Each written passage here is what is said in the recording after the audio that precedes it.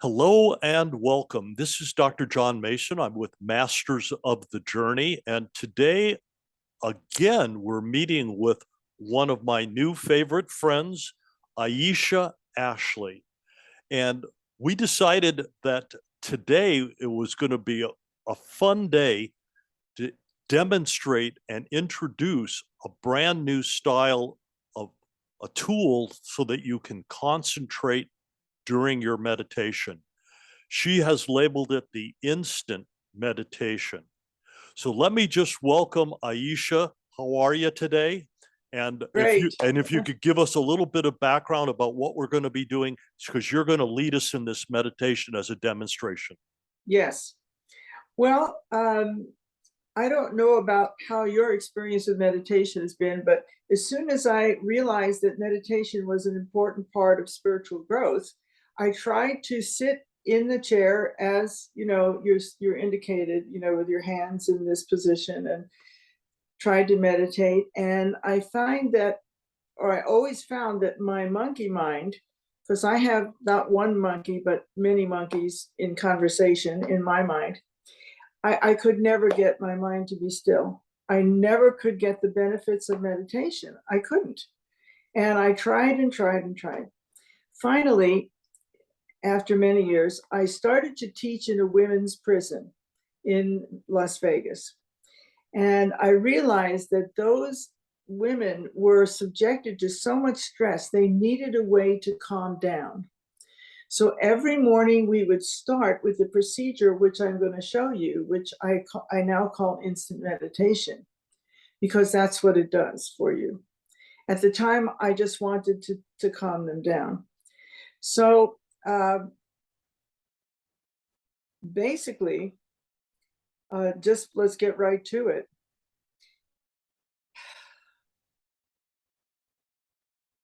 What I would start every day with in the prison was I would have the ladies put their two fingers and thumbs together. You see, just like that. Try it, John. Don't press hard, just rest them lightly, right?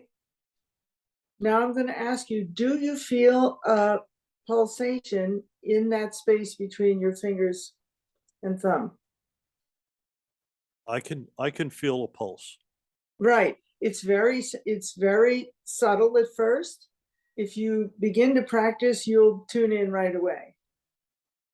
Some people have trouble finding it in their hands, so all you have to do is do this, try this, and you'll feel the pulsation between your fingers, and it's much stronger. You feel that? Yeah. However you need to do it, I always used to tell my students, peace is at your fingertips. Okay, so here's the instant meditation. You put your fingertips together and you feel the pulsation. Let me know when you're feeling it. Okay. Good.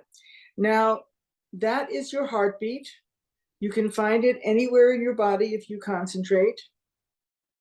And as we all know, it's a felony to interfere with somebody's heartbeat. So you should be fine with this. Now, using your heartbeat, please concentrate on the pulsation and using the pulsation as a counting tool. Inhale 5 beats of your heart, exhale 5 beats of your heart, or 6. The longer you make it happen, the better. Okay? I once got to more than 20 heartbeats in and 20 out, but I don't recommend that at the beginning. Okay? So just do 5 or 6 heartbeats in and exhale 5 or 6 heartbeats. Ready? You ready, John? Yes. Okay, begin.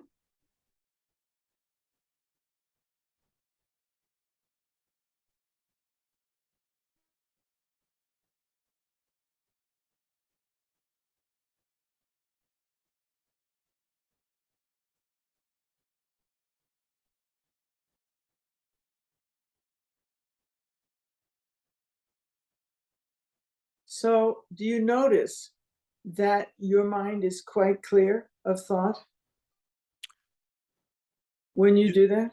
You know, it requires so much attention, and Yes, you're in the moment and you're that's right. focusing on the body. And sometimes your mind might wander, but if you agree to look for those sensations and follow your breathing, Right. it really draws you in to the moment, and it makes less room for all of the distractions. Indeed. And that's the secret. You are focusing on your body, and your body, brings your energy down from your thoughts into the space between your fingers, and you're using that pulsation to regulate your breath. And that requires some attention. And so if you do that, you get to what I call instant meditation, because your mind will clear. So I'd like you to try it, John, if you would. You need to close your eyes, probably. Okay.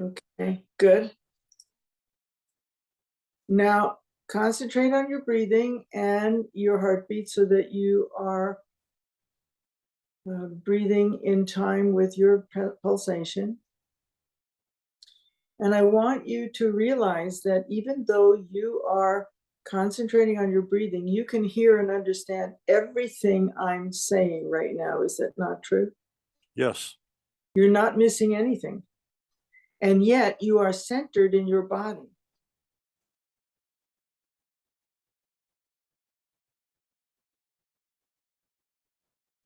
Now you can put your hands down into your lap, because as you lower your hands, of course, you feel the pulsations a little more intensely. Am I right?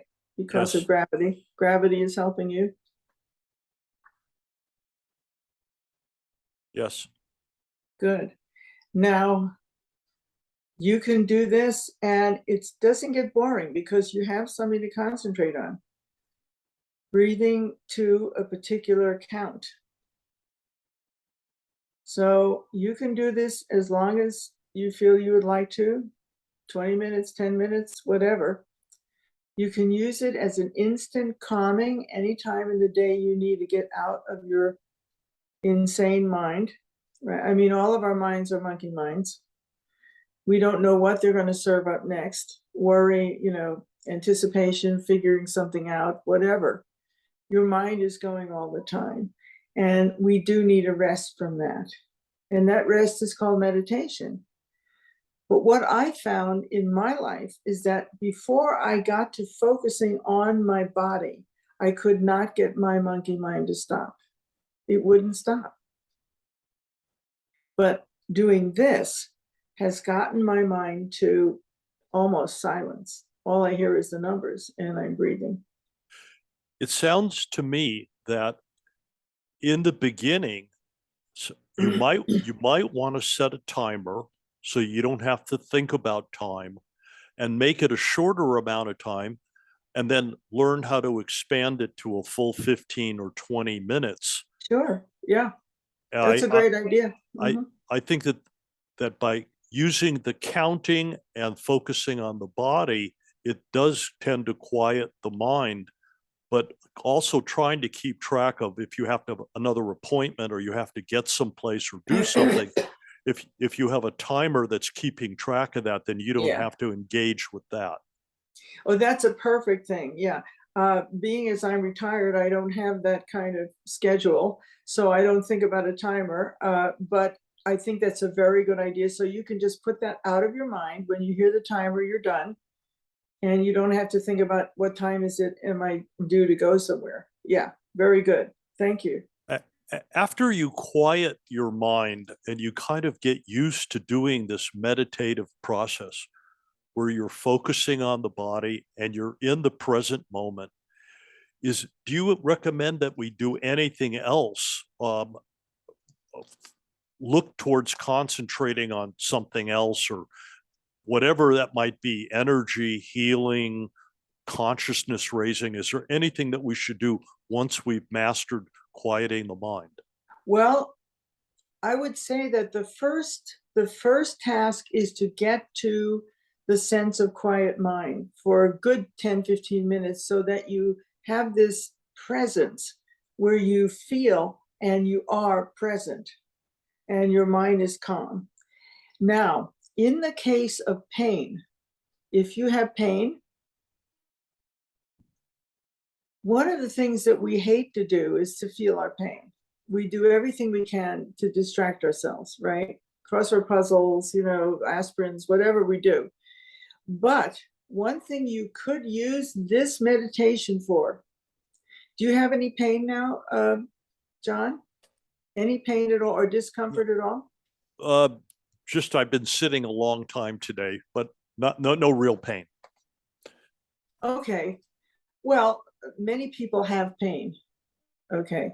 And so, as I said, our tendency is to want to avoid it, to distract ourselves, to read a book, to do a puzzle, to get our minds busy. So we're not feeling it. But instead of pain, can you focus on the feeling of your feet on the floor? Yes. Okay, that'll give you something in your body to focus on, not pain. Mm-hmm. Okay, so really feel the feeling of your feet on the floor. You can, all your soles of your feet. Okay, now, one thing that you can do in this meditative state is and I'm going to give you the meditation that I learned in the Gurdjieff group when I joined them in England. I suppose I'm not supposed to reveal this because it was part of our initiation into Gurdjieff, but it was so many years ago, and I don't know if there still is a group. And I also feel an obligation to tell what I know to people who are willing to listen. So the Gurdjieff meditation we were given is to start with your right foot, and it's on the floor, and become aware of your leg inch by inch. Feel it all the way up, all the way up, all the way up. It takes a bit till it meets your hip. Can you do that? So Yeah. close your eyes and keep your fingers pulsating. Keep your breathing and feel every inch, just as if you're putting in your right foot into warm water, slowly rising towards your hip. Then you're fully aware. Now start to feel the left leg, starting with the sole of your foot. Keep your eyes closed. You're concentrating. You're feeling your left foot all the way up, inch by inch. You're aware of it, every inch of your body, till you come to your hip. Mm-hmm. It takes longer than just a second or two, okay? You're really exploring the feeling of your leg. I suspect that this meditation is what has kept me pain-free. Okay, this is very useful because you are monitoring your body. So if you've gotten up to your left hip, have you gotten to your left hip? Now start with your right arm, starting with your fingertips. Become aware of every sensation in your right hand, going up your arm to your wrist, slowly up your forearm, till you get to your shoulder joint. So now what you should be feeling is that your two legs and your right arm feel larger and warmer than they did before. Mm-hmm. Are you feeling that? Mm-hmm. Yes. Because you have put your attention on your body.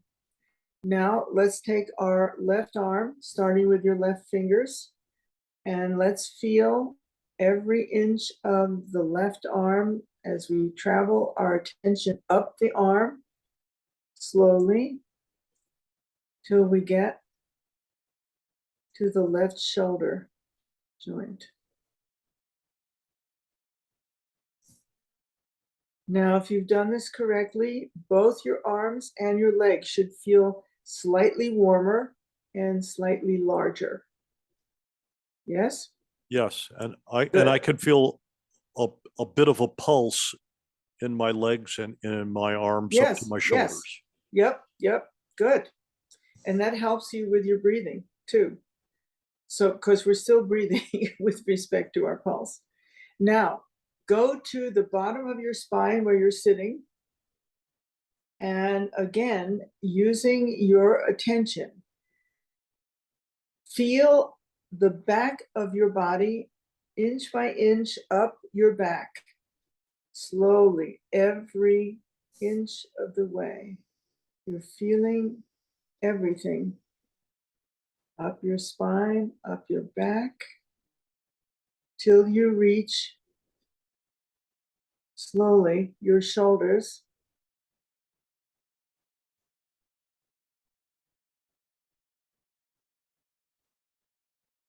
Now go up the back of your neck, up to the top of your skull, up to your crown.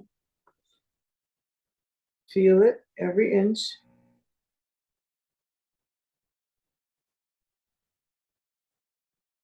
Feel your crown. And of course, you're still feeling your pulsation in your thumbs, right? Yes. Yes. Now allow your attention to come down the front of your face. Relax your forehead and your eyes. Down the front of your face. Relax your jaw and your mouth. Really feel that down your neck, the front of your throat. And continue feeling the front of your body from the tip of your shoulders down the front, slowly. You're feeling everything.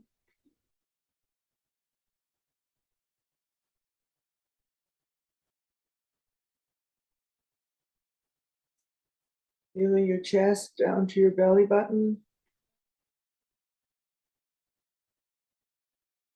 Below your belly button down to your joints again. And you hear these words: I have a body. I am not my body.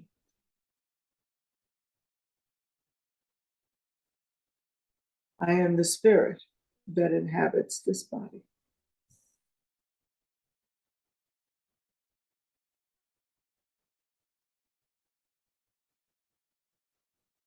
So your whole body should feel relaxed, slightly warmer than it did, and slightly expanded. Is that what you're feeling? Yes. Are you feeling peaceful? Yes. This is instant meditation.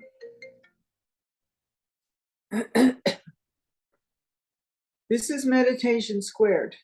Mhm. You see? Because the first step is getting your mind quiet. The second step is this, and it's daily. All right. You can do this as many times as you like. It's a total feeling perception of every part of your body, right? Legs, right leg, left leg, right arm, left arm, back, spine, up above the head, down the front.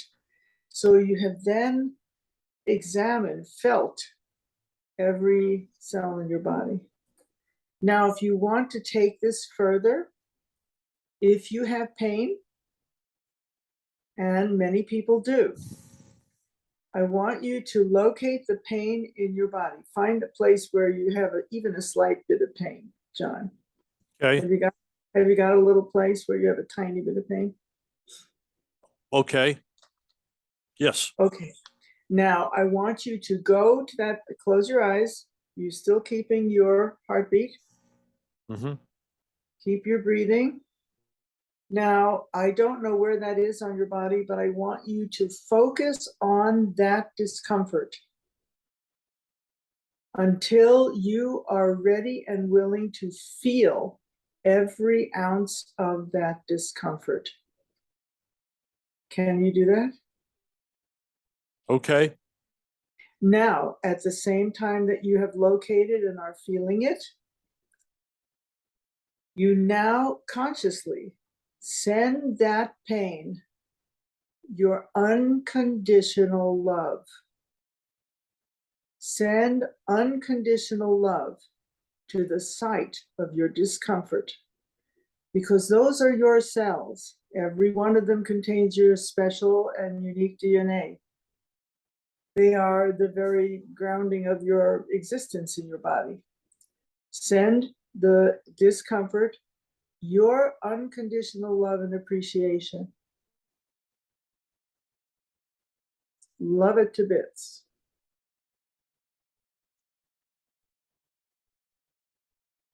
Does that change the feeling in that area?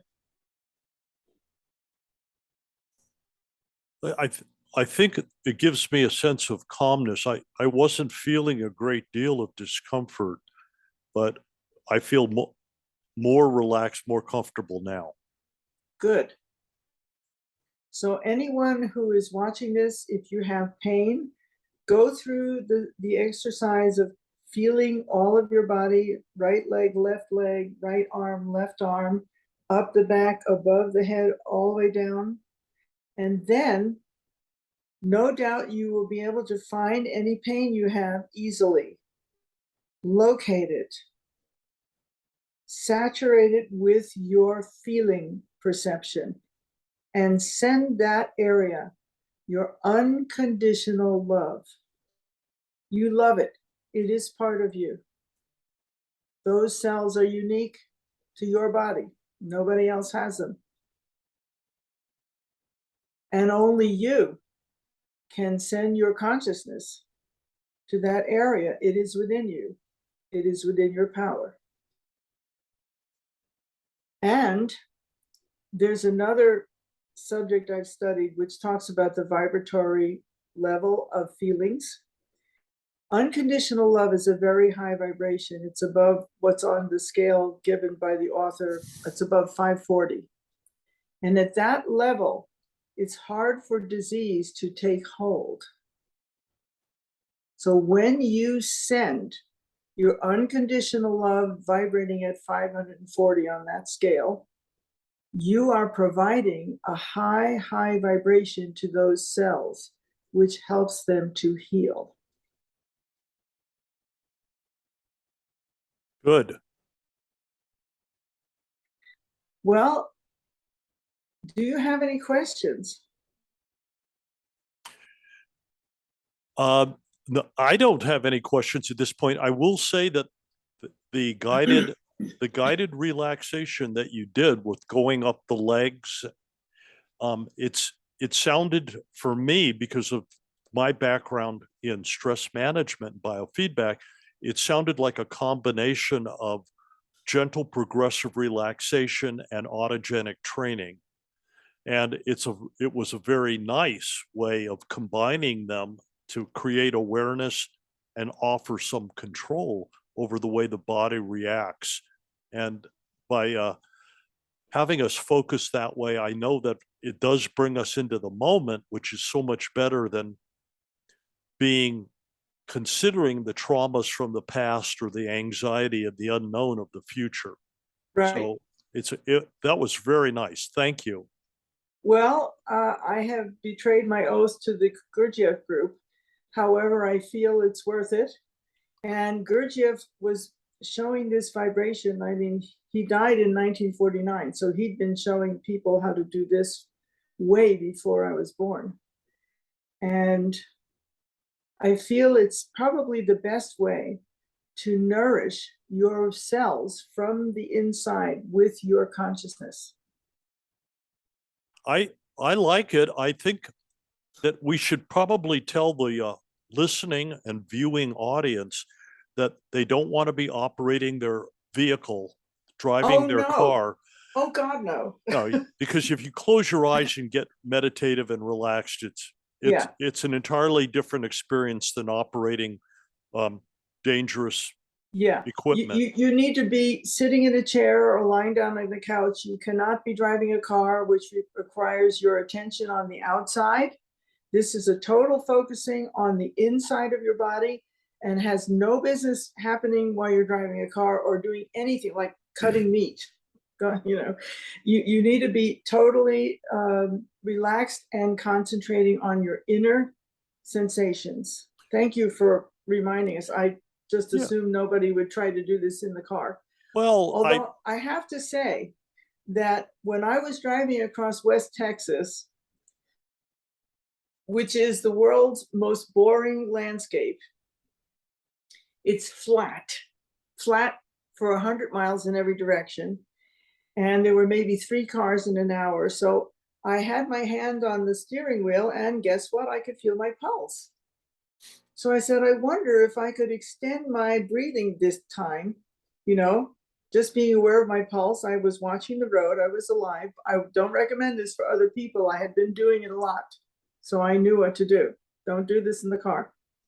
But there I was in West Texas, so I could feel my pulse in my hands on the steering wheel. So I began to see it was a game. How long can I do my in-breath and out-breath? Because 6 heartbeats, that's good. Well, I got it up to 28 heartbeats and 20, you know, inhale and exhale. And by the time I got to El Paso, I was higher than a kite. I was having, interesting mental states. okay, I'm going to make a joke. Was it important to be high as a kite when you hit El Paso?